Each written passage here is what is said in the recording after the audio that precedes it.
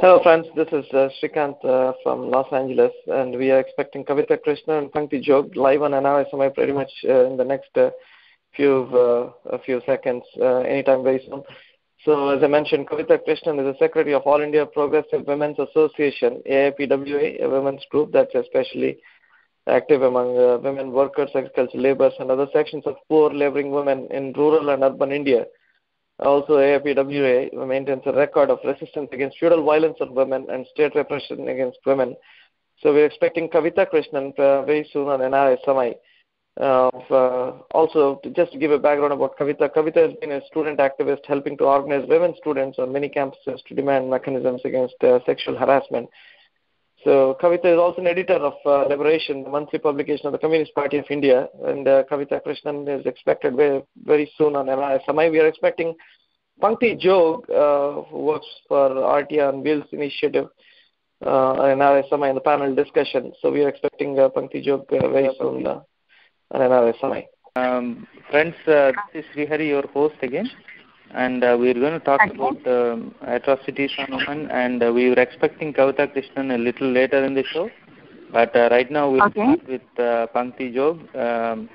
As you all know, Pankti actually had been on NRI Samay before, and she was talking about RTI on wheels and how she was taking RTI as a weapon, and especially even in the rural sectors, and also how she is involved in social reform. But today we will talk about the atrocities on women and what India has been going through right now, and what are the solutions we'll be expecting. Pankti ji, welcome back again to NRI Samay. Yeah. Thanks for joining. I'm sure you are following the latest news on the Delhi gang rape that happened on December. Yeah. So, from India, what is the sense, or what is happening right now? What is your opinion?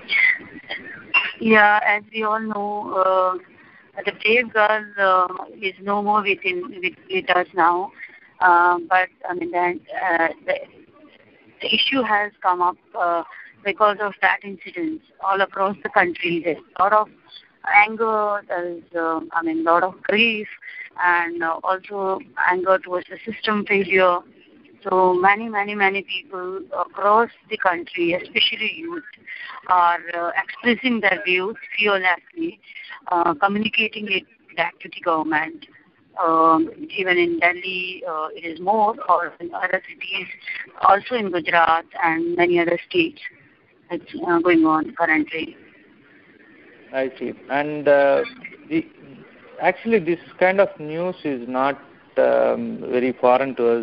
It's happening almost every other day. We hear about a gang rape or a killing, or at least maybe not at this proportionate, but definitely a lot of these are happening, right?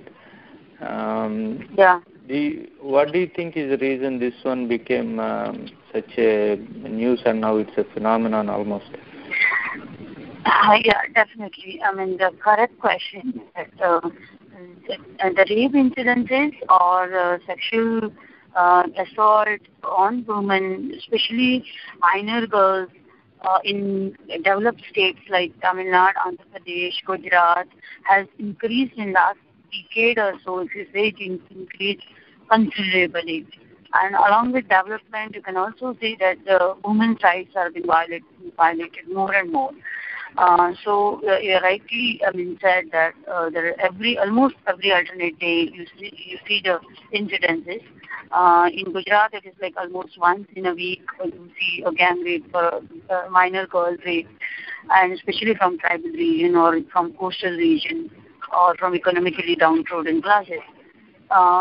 The reason why this had come, I think we should see it also because it was in Delhi, and it took the attention of the youth, and youth anger was like, if you see the last year movement against corruption, the youth has come on the street to talk about it. So that again, this was the second time that youth, almost spontaneously or on their own, without much coordination by someone, anyone or any other organization, they had come out to talk about it and in the support. So definitely this incidences was like, made youth, especially youth, to talk about it. And because of that, the media and the government had to take note of these incidences all across India now.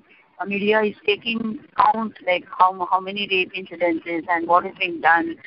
The government also very lately is taking it seriously.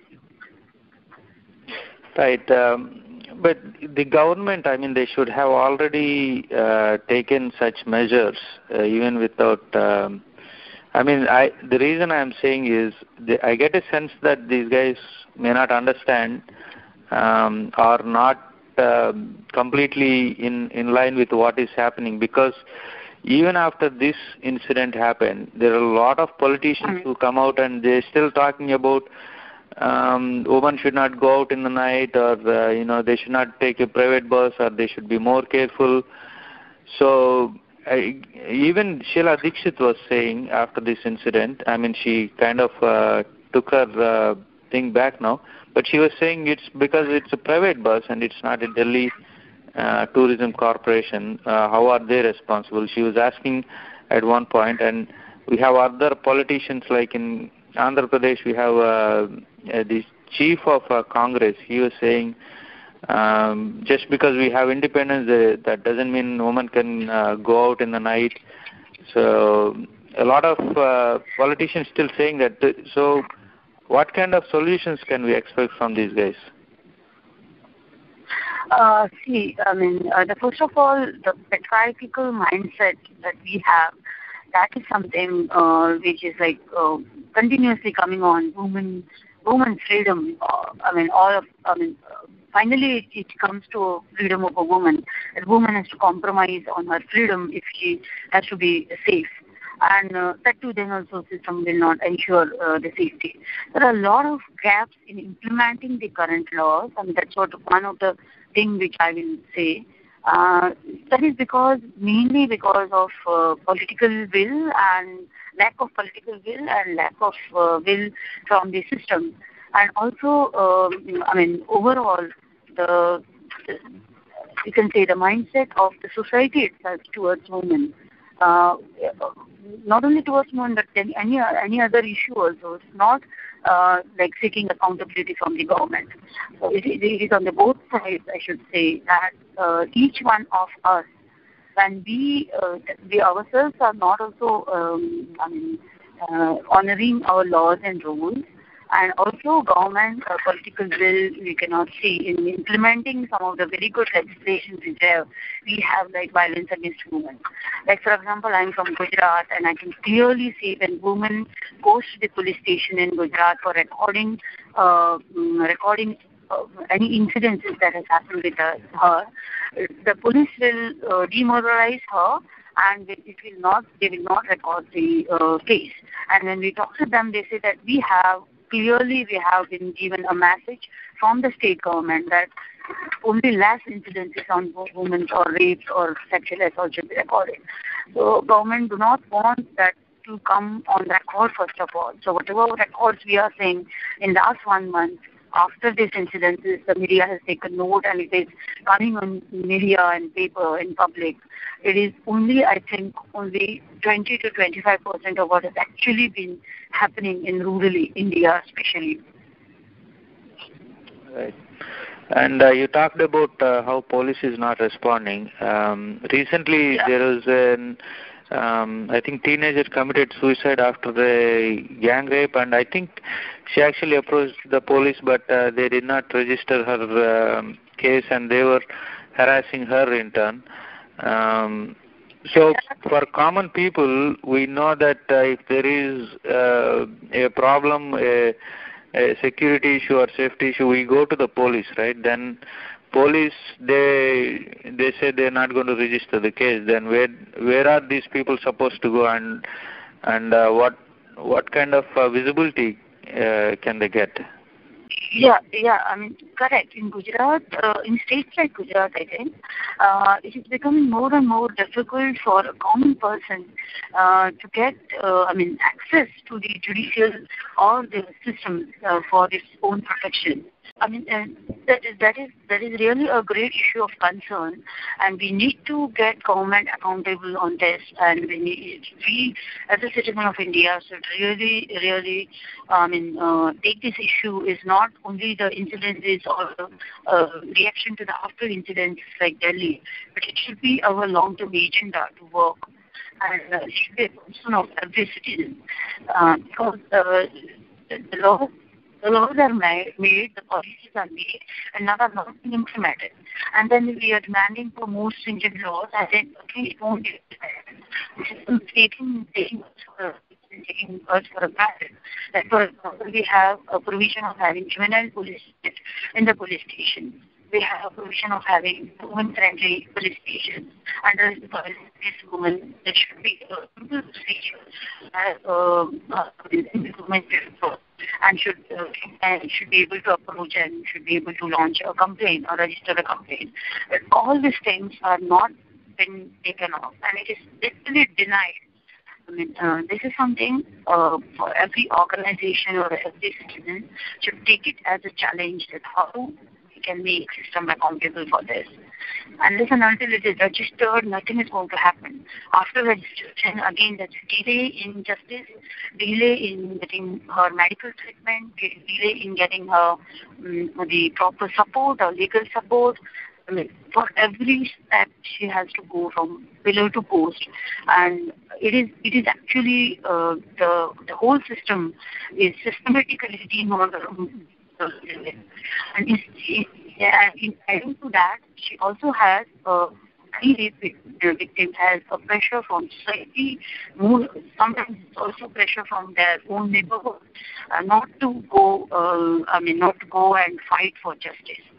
So it's like everything remains then on paper, right? Whatever bills and whatever policies we have. And this is something which has gone to a height now. And we need to raise voice against it. Right, exactly. And you mentioned about woman-friendly police stations. Does it mean more women police in the... Yeah. Okay. But, maybe that will help in women going to the police station and reporting the cases. But after that, these police are still influenced by people from above, right? I mean, they can still not take any action. They can still not register the cases. But I think your point of having more women is a very good idea. Actually, we had one of the very young Sarpanch she's from UP. I think she just finished her college, and then she was telling, because that she is the Sarpanch, actually not a Sarpanch, because she is in the office now, she is driving more women to come to the office and file complaints and have a discussion. And she said it's so the village that she is from, it's so the women are not used to come outside, even their own house. So it was not heard before, and she can't imagine how women could come to a male Sarpanch or male officer and discuss her issues. So what you said is, it's a very good point. Yeah. And I would also add one more angle to this entire whole issue. See, we have been working with denotified and nomadic tribes in Gujarat, and especially these communities are concentrated in Madhya Pradesh, Rajasthan, Maharashtra, and Gujarat, these 4 western states. And nomadic denotified tribes are the communities which were having a nomad lifestyle. And with years they have lost and livelihood of giving services to the society or giving entertainment to the society, and they have not been rehabilitated. There are cases which are not being reported anywhere, and it is going just like that, and society somewhere has accepted it that it has to be it has not to be reported. Like, for example, there are more than 100 incidences every year in Gujarat where the girls from denotified tribes and nomadic tribe communities are forcefully sent to the army people, to the parties, the politicians in Gandhinagar and everywhere. And they have been. It's a gang rape. For 8 or 10 days they are kept in the camps. After 8 to 10 days they are just left, and when army leaves the border, army has been called for many occasions, like having securities for during our festivals and all. So whenever army comes, there are girls from these tribal communities which are forced to stay with the army over there. And after 8 or 10 days, you see the girls, they are just left like that, being gang raped many times. So these are some of the incidences in Dalit communities in Gujarat. Every month there are incidences after incidences where Dalit girls are being taken away by the communities which are belonging to upper caste. They have been kept for 8 or 10 days, continuously being raped and then just thrown back into the community, and then the person goes. There is no one with that community who will give them hope to go and register a case against a person who is belonging to the upper caste. So there are, whatever we see today is like maybe only 1/10 of the entire issue, which is going unnoticed. And so it's a huge challenge for each one of us. Okay, I just want to check. I think we have Kavita on in the studio. Kavita, are you with us? Yes, I'm with you. Yeah. Okay, thank you for joining. Kavita, we have Pankti Jog. She's an expert on RTI and activist, but she also works at the rural level and upliftment of the social from rural side. Yeah. Pankti ji, you know Kavita, right? You saw the flyer. Yeah. Okay. Yeah. Okay. So Kavita ji, just before you joined, Pankti was explaining about how military people, when they visit places in Gujarat, the rural, tribal women are thrown to them, and after 10 days they've been gang raped so many times, and they're almost leaving dead at that point. Yeah. I know, and I think, you asked me. What are you asking? My next question I was going to ask, maybe Kavita ji, you can also shed some light. The police people and the army people, these are hailed as, they support us, they save our lives from the bad people. So are they only the safety they are providing, is it only for men, or are they also providing safety for women? Because they don't register the cases, and even when the woman goes to a police station, they get raped, the woman get raped. So are they only police for the male or also for female? I think that, the answer to that is that, of course, the police in general has a very bad nature in India, in the sense there's a lot of corruption, there's a lot of political control, they are generally anti-people in their attitude. Okay. But the specific issue out here is certainly what you're raising, which is that of a very deeply entrenched gender bias, which obviously is reflected in what is already there in society. But in the case of the police, because they wear a uniform, they ought to be made accountable to some kind of accepted constitutional values. They cannot be allowed. There is never any action against police people who display gender bias. You have had even a top policeman like KPS Gill. He's a very, very, you can say either, famous or notorious, whatever you want. He's a very famous policeman. Now, he has said about Delhi rapes a few years ago that, rapes are occurring because women are wearing modern kind of clothing. Now, no action against him. Now, if he can get away with saying that, what do you expect when at the lower level, when the constables in the Delhi NCR region are, revealed by a magazine in a sting operation to say that all rape complainants, any woman who complains about rape, by definition, she is of a bad character. So in such a situation, how can you begin to expect justice from this? So we are, of course, saying, and of course what Pankti ji has raised is absolutely correct, which is that in a situation where, if rape is about power, then it's about, of course, men's power over women, but it's also about, social power, like the power that the dominant castes have over the oppressed castes, that those in uniform of police or army have over women who are seen as women of the subordinated or marginalized or enemy community. So there are gang rapes and terrible rapes that occur in such situations where justice is a very, very far cry. And the police has been known to, the women's movement, one of the major cases for the women's movement was the infamous Mathura rape case, where police people had raped a woman in custody who had gone to file a complaint, an Adivasi woman who had gone to file a complaint. In the police station, she was raped while her family waited outside.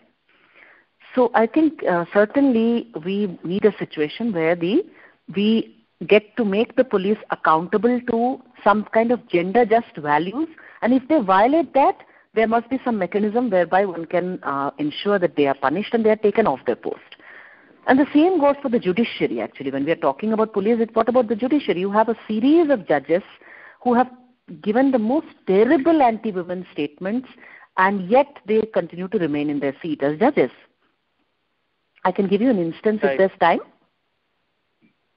There is a judge in Karnataka called Justice Bhaktavatssalam. He has said that to a woman suffering from domestic violence, he told her that you ought to remain with your husband because it's not good to break up the family. Then he told the lawyer of that woman, who was a young lawyer, he asked her, "Are you married?" And she said no. So he said, if you're not married, you cannot argue a divorce case. He actually did not allow her to argue a divorce case. And he has said that the girls, the age of consent is 18 years, but till 21 years they should get married or have a boyfriend or whatever only with the consent of their parents. This is something a judge is saying, and he is continuing to remain on his seat, and we have no way to say that a person who holds such views and expresses them in public cannot be a judge. So these are the things I think we need to take some punitive action against people who indulge in this kind of victim blaming and this kind of sexism and misogyny. Right. I was actually asking Pankti ji about the alternative for women or men actually who go to a police station and the police they said they're not going to register a case. So where do they go from there? See, the thing is that in general, cases against the ordinary cases which ordinary people try to file, and this goes not only for women, I must say, but also for others, for other common people also. The police they won't register an FIR, especially if they won't register a police complaint, especially if it is against someone who is reasonably more powerful or can buy them. They will not. But in the case of women, it is an additional thing, whereby in addition to all the corruption and all of that, there is this gender bias, whereby they do not want to take seriously a case of a crime against a woman. In cases of domestic violence, they will say, oh, it's a domestic matter, we don't want to interfere. In cases of honor crimes, they will often the police people will hail from the same community to which the accused are hailing, and so they will not want to defend the rights of a couple who are getting married in defiance of the caste norms, because they themselves hold those caste norms dear, and so they will not act. And of course, in the case of sexual violence, there is this whole feeling, this rampant attitude that sexual violence is something that a woman has invited on herself, that she is the guilty one. Right, and, but the police has this discretionary power, or are they supposed to follow? No, of course they have no discretionary power. They are supposed to follow, but I believe that there is no. I know that there is no well-publicized protocol, a special operating procedure. There is no standard operating procedure for how to deal with crimes against women. Some police person has formulated some standard operating procedure, but that is not public. It is not when a woman walks into a police station, it is not up on display. And there is no way to monitor what that police person is doing, which is why I feel that the superior officers have to be made accountable for what goes on in the police station. If a woman complains publicly that I have not got a hearing, my complaint was not filed, there must be action, there must be consequences against the superior officer as well as the actual, the SHO in the police station, who has not taken an action, the station officer in the actual police station. This kind of, you have to take some punitive action, which doesn't happen. So you are saying we should have some kind of an independent body, when they're talking about things like Lokpal or stuff like that. You are saying there should be an independent body who can police the police kind of thing? Not necessarily. I'm saying that at least you have a publicly displayed protocol and you have some grievance redressal mechanism to which women can go. Okay. I'm not saying that they have to, take the final decision, but I'm saying at least there should be somewhere where the entire process of sensitization of the police and looking into the grievances of women in violence against women cases. I think it would be helpful if there was some grievance redressal mechanism of some kind which was specifically there to look into the crimes against women and the police's treatment of that. And it's not just at the level of filing a complaint. You see, even throughout the investigation, there has to be norms of how you investigate a crime against women. And, including things like forensic evidence, gathering of forensic evidence, gathering of other kinds of evidence.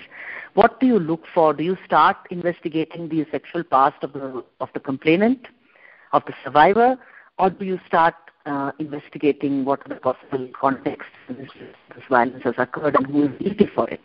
So very often it becomes the former. The police also start thinking in terms of how the woman's own sexual history and how she must have been responsible for inviting violence on herself.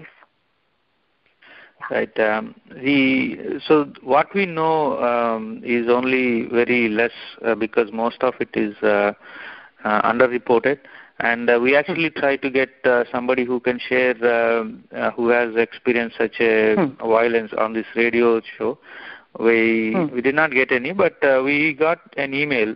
Actually, it was shared with Pankti Ji, and Pankti Ji sent it to us for this show. The name is not disclosed, obviously, but I want to read out what the girl went through and what she is doing now. It goes. She was in a school-going student when raped by a person from a nearby college-going youth. He was instigated by teacher in the school against whom a girl filed a complaint for his misbehavior. She was a brilliant student but could not concentrate on studies after this incident. She did not speak about it with her family. Even today, she did not, out of the fear that her parents will not be able to take that shock. Person started blackmailing her on this. The guy who has raped her, he started blackmailing for many years now, until recently. Now she stood up, started working with the social sector, and now taking up issues of violence against women.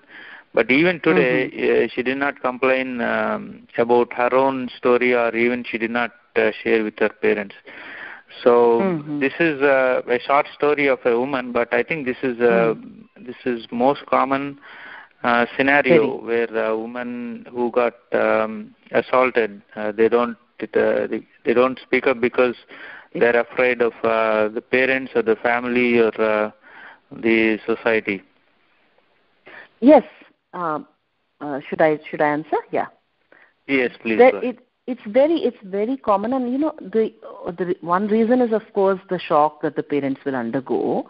But there's also another reason, you see, which is why I always say that rape and sexual violence are actually patriarchy's tool of disciplining women, because girls know that the minute they complain that they have faced an incident of sexual harassment or sexual violence, they are very scared to talk about it to their parents, because they know that the parents will immediately respond very naturally with fear, and therefore put curbs on the girl's own freedom. So her freedom to study, her freedom to go to college, her freedom to have friends, all these will become circumscribed, it will become curbed by the parents in the name of her safety. I'm not saying this is not a natural response. It is. I mean, it's very natural for parents to respond like that. But basically what I'm saying is that sexual violence is which is used to put shackles on women's own freedom. And therefore, I feel that it's very important that when we are talking about resisting violence on women, it isn't enough to say more police or more policing. It isn't enough to say we need protection of women. We need to say that actually what we need to protect and safeguard is women's right to freedom without.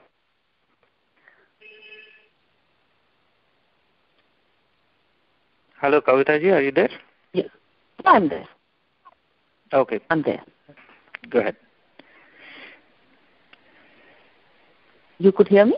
Okay. I think we just lost for a couple of seconds, but I'll go to the next point. Okay, yeah. I wanted to talk about,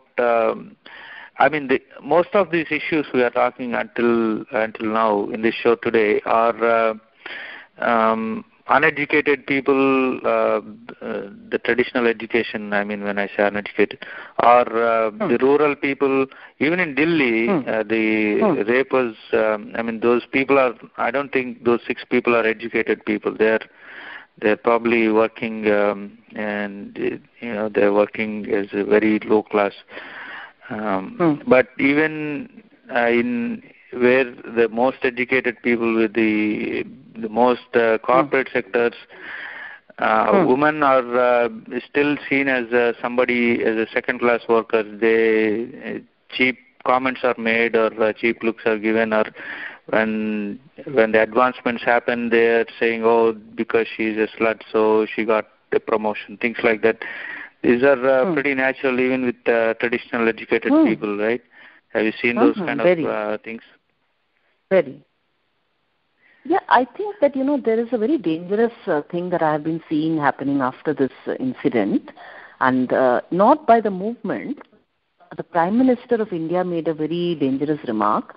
He said in one speech that the menace, of violence against women, the main cause, he described the menace as that of footloose migrants. Okay. So there are a large number of migrant workers in Delhi, obviously. So because in this particular case, many of the accused happened to be slum dwellers, he tried to demonize the entire community of migrant workers and migrant men as being a menace to women. Okay. And I can't, it's the most misleading and most wrong kind of assessment of the problem, because, you have had rape cases in India like the Priyadarshini Mattu case, which was that of a young college student in Delhi, law student, and her classmate, who was a very well-connected young man, he stalked her. She made a police complaint, and not once but several times she went up to the Lieutenant Governor to make the complaint, several times asking for safety and protection. They provided her a police officer for protection, and in spite of that, he managed to get her alone for some time. He stalked her. He managed to get her alone in the house. He raped her and he killed her. So you have had, and this is not an isolated case. And in this case, because of the police's deliberate laxity and shoddiness in investigation, very deliberate, they did not collect the evidence they were supposed to, due to which he was initially exonerated. While the judge said that I know he is guilty, but I am unable to punish him because the police has not provided the evidence required.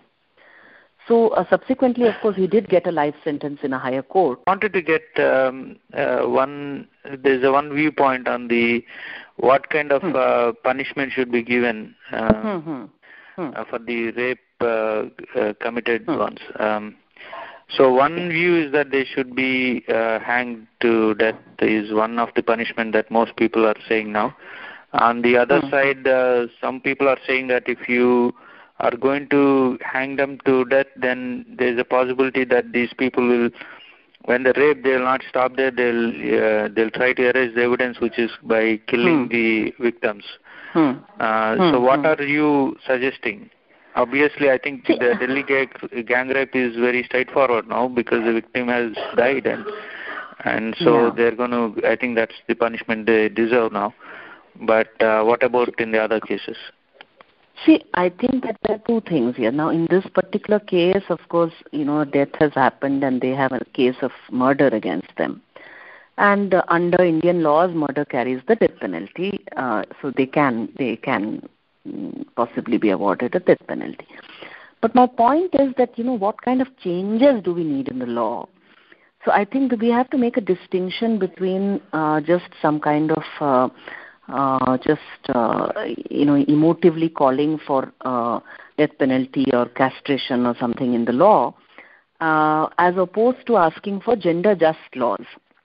What the women's movement for many years has been demanding has been that that the laws should be changed, because the current laws on sexual violence are very biased against women. For instance, molestation is called outraging modesty. Okay, sexual harassment is insulting modesty. Now, how can you have laws for violence against women that are framed in terms of modesty and so on? And the rape laws are very narrow in their definition of rape. They do not cover a wide range of kinds of sexual assault, and especially sexual assault and causing of grievous hurt short of murder. This is not specifically carrying a much higher sentence, as it should. Okay. So we have been demanding an expansion of the definition of rape, and we have been demanding a comprehensive sexual assault law, as well as, of course, a sexual harassment law. But the bills that the government has brought in are extremely inadequate. Rather, they have diluted the bills that we have submitted to them, that the women's movement has submitted to them. And having diluted those, now they are trying to, take a shortcut by saying, all right, we'll just insert death penalty in our existing bill and we'll pass it. Or we will insert, chemical castration in it and let's pass it. So this is something I think is giving the government a very easy way out. And the death penalty, you're very right, the one argument you gave is also there. But there are other arguments also. For instance, I would say that, look, in countries like Saudi Arabia, you have death penalty and you have death by stoning and so many other kinds of, very harsh punishments. But what is the status of women in those countries?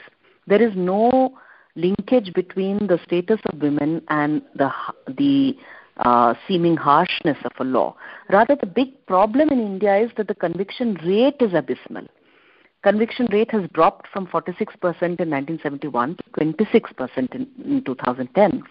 Why has it dropped? It's partly due to extremely shoddy and biased policing, which, as I said, is because there's no protocol for how a police will conduct an investigation into a case of violence against women. And also it is, of course, due to the problems in the judiciary, but it is also due to the problems with the laws themselves, as I described. So I think we need the laws to be changed in a way as to ensure conviction for every perpetrator of a crime against women, and then an appropriate punishment for each kind of crime, with the recognition that certain kinds of crime are aggravated. You have to have a higher quantum of sentence for them. For instance, cases of rape or sexual assault that take place in a situation where a violation of a close relationship of trust has occurred. For instance, that between father and child, or some relative and a daughter, or in a situation where of custodial rape in the custody of the army or the police, where a certain kind of power is being deployed, or in the case of gang rapes and organized crimes of the kind that Pankti also was describing. So I think that those are situations where you have to have an aggravated, and we have been asking for this. You have to have a higher quantum of sentence. But I am not persuaded of the logic that death penalty or chemical castration will serve as a deterrent. I feel that a law that can help the women to secure a sure and swift conviction and then appropriate punishment would be far better than a far better deterrent, a far more sure deterrent than just death penalty. Right, and as you rightly mentioned that when they say rape, it's very narrow definition right now. But I want to talk about a different issue here. There are thousands of rapes happening. If we take the law aside for a minute and what these politicians are doing. These are the citizens of the India who are doing these crimes, and the crimes have been increased significantly. I think as we have the economic development, the crimes, I don't know if there's a relation or not, but certainly in last 10 years it has been increased, and the way the people are talking about women has been degraded. So what is there an education part that needs to be done? If so, what kind of how can that be done? See, I think the biggest sensitization or education happens when people struggle against gender bias and violence.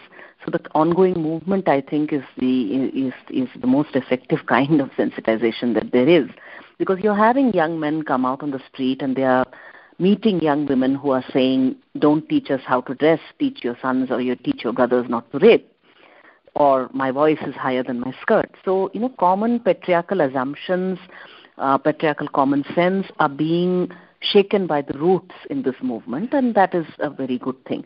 But my point is that, look, the women's movement fights in society. The kind of change we need in society is something, those of us working on the ground are continuously challenging and continuously trying to change. But when we do so, we expect that the government and the judiciary, police, the institutions, these should be backing us up. Rather, they stand in our way. They support the patriarchal ideas, they propagate patriarchal ideas, they support patriarchal forces in a variety of ways. Okay, for instance, in school curriculum, you are taught lessons which, about, worshipping women and this and that, which you're not teaching young children to treat women on par with themselves, you're on par with men. So you're not teaching equality. You're not acknowledging inequality, and you're not teaching equality. This goes for women for gender as well as caste. Okay, these are two huge problems and interlinked problems in India. And your schools are not talking about them. Your curriculum doesn't talk about these. It's considered taboo to talk about the fact that this kind of discrimination and violence exists in your society, and your society is riddled with it, is deeply marked by it. So you, of course, need to acknowledge and confront it, and in other ways also, when we are fighting, when we should feel confident that when we are fighting these ideas in society, these forces in society, we will get support from where it is due. But that is not. There's a great sense of betrayal there in the role of the police and the judiciary and the government. Yeah, okay. So you are saying there should be more in the textbooks talking about the equality and how to treat with respect. Maybe also more work should be done at the home by the parents on educating the kids. But I want to talk about the Justice Verma Commission. They have asked citizens of India to provide them the suggestions on how the next law should be. And now Congress has put out a draft of their version of the law. So what is happening around this area? Could you shed more light whether this is going to be... Yeah. There are two or three things here. One is that we women's groups did hold a meeting, and we did. We are going to submit a detailed set of recommendations. Those recommendations that we plan to submit are basically, we are trying to say, put back into the bill what you took out of the bills that the women's movement submitted to you. Okay. We have already submitted a very detailed and excellent draft of the bills that we would like to see. But over the years, the government has just like the main points of that bill that you have put together. I'm about to. See, the bills, what I'll tell you is the problem with the bills that exist now, okay, because I think that is the major thing. The one thing is in Criminal Law Amendment Bill 2012, this is the law relating to expanding the definition of rape. It's positive that it is trying to expand the definition of rape. But what it does is that it changes the definition of rape and makes it gender neutral. Now, in the Indian context, we are not happy with this because we feel that you have to keep the rape law gender specific. You can have a clause for same-sex sexual assault and rape, but you should not make a situation where a man can accuse a woman of rape. That is completely uncalled for, and so we are for gender specificity in that law. And they have yet to recognize marital rape. Marital rape is still not recognized, and this is quite appalling that it actually makes marital rape an exception. It says, this is something which is an exception to the rape law. This is something we will not recognize as rape. So we want them to get rid of that exception. That exception exists in the current law, and they have retained it in their bill, and we want it to go. And we are also asking that rape by security forces and people in uniform and in positions of power should carry a sentence. It should be treated as aggravated sexual assault. These are some of the things. In the sexual harassment bill, that after March attempts has been improved quite a bit, and but then the one big problem with it is that it carries a penalty for what they call false complaints. If a woman makes what they call a false complaint, she will be penalized. Now, what is this false complaint is very difficult to establish. I mean, no other law in the country, to my knowledge, is there any clause for a false complaint. So why is it that in a law relating to violence against women, you are assuming that women will tell a lie, will say a falsehood? So, you are not, and you are also deterring women from filing complaints of sexual harassment if you have this clause, because no woman will want to invite the possibility of being accused of a false complaint. So this is the problem with the laws, the bills that the government is proposing, and the contrast with what we want to see actually happening. Yeah, that reminds me. And another thing, just let me add one more small thing. Yeah, on the Justice Verma Commission, we really wanted that there should be at least one woman jurist with a there is one woman lawyer, but then I'm saying that we wanted someone who has intimate knowledge of gender jurisprudence, who is familiar with with drafting laws relating to women and has close knowledge of that. And there are several women like this. There are several senior eminent women lawyers like this, and any of them could have been included in this. Additional Solicitor General of India, Indira Jaising herself, is someone who is, who can be trusted with knowing the nuances of the kind of gender just bill that we want, but she has not been included in the Justice Verma Committee. So that's quite disappointing for us. I personally believe that more women in right places would make more equality for everybody. But if you take the case of Delhi, we have Sonia Gandhi, we have Sheila Dikshit, we have Sushma Swaraj, we have, until recently we had the president who is a woman. Yeah. So why did they all kind of ignore this, or did they ignore this, or did they not even know about it? I mean, we have news every day about rape cases in Delhi. So what happened? No, I don't think it's about, having women in the right. I agree completely that you need more women for the sake of having more women. You must have more women, that's for the sake of gender justice. But to expect that women alone will act in a manner that is just and fair and equal treatment for women is a wrong assumption, I think, and it's one that has been belied often. Because, you have had women leaders in Indian politics. Even the chairperson of the National Commission for Women in India has made a recent remark some months back saying that girls should dress carefully and take their Indian culture with them if they want to escape sexual violence. So this kind of patriarchal, notions and misogynistic statements are not the monopoly of men. They are made, they are held, and they are made by women also. So I think what we need to talk about is not just about having women, more women, which of course you should do just because there should be equality. You do need reservation in Parliament for women because you should provide, because women deserve to be there, that's all. But to expect that alone will solve the problem of gender bias, that women will not have gender bias, I think that is a false assumption. Patriarchal common sense is very often shared by women also. That is how it works without having to use force. It works through, the building of hegemony. What I was saying about the woman jurist is not just because she's a woman. There is already a woman jurist on that panel. We are talking about someone who has a close knowledge of an experience of framing and formulating laws for women. I mean, some woman lawyer like that, with that experience. Yeah. I see.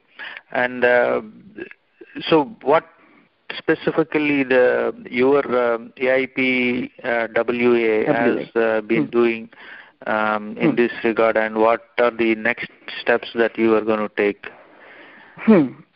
I think that we have tried to zero in on these demands that I briefly put forth in front of you. There are a couple of other demands also. We want massive expansion of public transport in India's cities. We want that the police commissioner of Delhi should be sacked for the way in which he handled the protests. And there are 1 lakh pending rape cases, sexual assault cases in India around. And we want that within 100 days there should be some movement at least towards closure in those cases. The actual trial may take longer than that, but you can't let trials drag on for years on end. Several of these cases are cases which have dragged on for years, and the complainants are worn down by the struggle. There is no sense of closure. They can't put the thing behind them, and they are continuously subjected to pressure from the accused and from society, and the witnesses are intimidated. So many problems. So we think you need to move towards closure in these cases and start hearing the evidence on a fast-track basis so that you can actually conclude the trial at the very earliest possible. These are the demands that we've been raising, and AIPWA has not been raising these demands alone. We have been working together with a whole range of other groups, and not only organizations and groups, but also self-organized groups, which in the course of this movement have come up. Young students and young people have formed little groups of their own with whom we have been in touch, and we have been working together.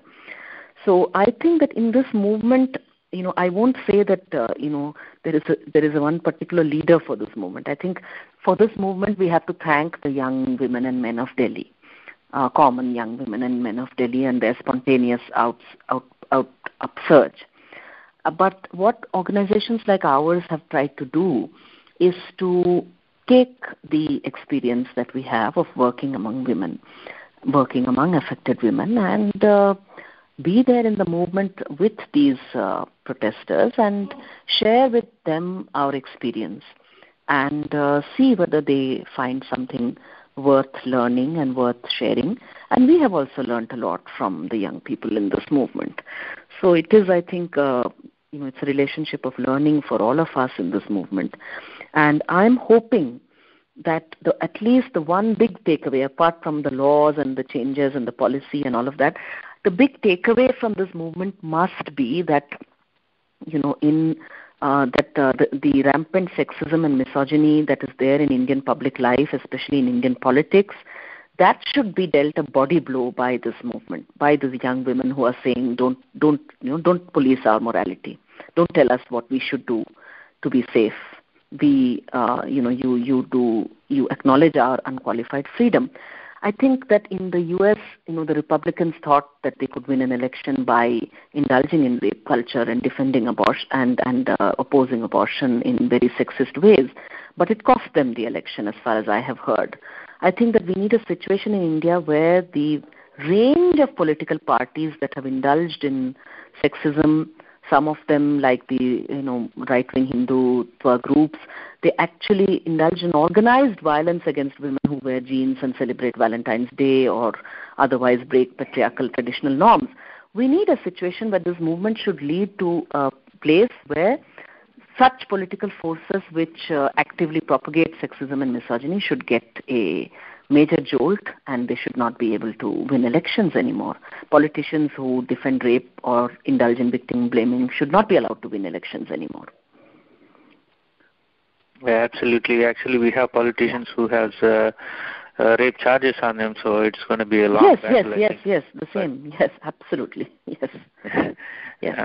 But I know you have had a long day, and you've been meeting so many people and media people in recent weeks.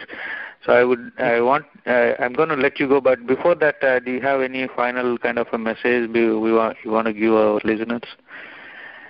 Yeah, just one message that just to add to what I was saying, it's been a very remarkable movement here, because I think in India in general, I think since the 80s, India did see a powerful women's movement with big mobilizations of women on the streets against the dowry killings.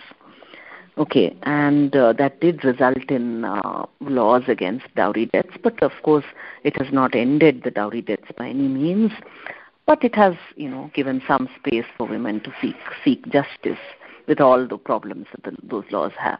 So in this case, I think after a very long time, a very different at a very different juncture. You did ask a little earlier about the liberalization, so I just maybe I didn't answer that one, so I'll say that I think partly the rise in violence is linked with liberalization in some ways, because you see the kind of modernity that India has got is a very strange one. In India, liberalization has had no quarrel with India's feudal values. Okay, there has been no clash there. So you have had, big multinational companies come and start all kinds of self-help groups and this and that, but they have all been very respectful and worshipful and careful not to tread on the toes of feudal values. They have worked with them rather than against them. And the same went for the colonial forces in India when they were here. So what's happening now is that young women are coming out to work, they're coming out to study, and they're coming out to demand, they're also being exploited at the workplace, at the modern workplace. And there's a patriarchal backlash against their assertion and their growing demand for equality. So I want to end by saying that, we need to heed that growing demand for equality and freedom. I think that is the heart and soul of this movement. It is not just about more policing and more protection. Most important of all is, will our society and will our politics, will our ruling parties, ruling class acknowledge women's demand for freedom and equality? Yeah. Okay, thank you very much for sharing your time and your experiences with us. And we hope there will be success in this movement. Okay, thank you so much. Thank you. I'm sorry for all the disturbance on the phone. Bye. Good night. No, absolutely not. Thank you very much.